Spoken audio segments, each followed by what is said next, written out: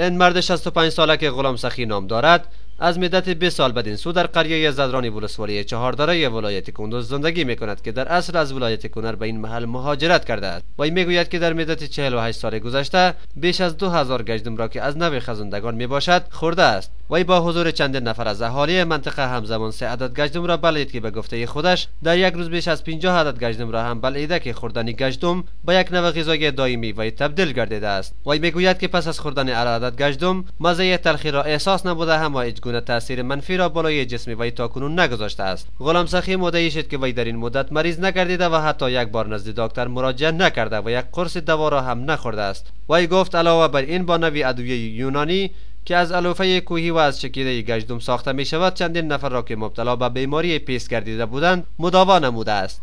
کلیپ گفتن است که این مرد تنها زندگی می کند و از شغل دریوری و گلکاری امرار معاش می نماید. با گفته خودش در موقع تفریح گاهی با نواختن دوتار خود را سرگرم می سازد. محمد قاسم نصراللهی، تلویزیون آریانا، ولایت کندوز.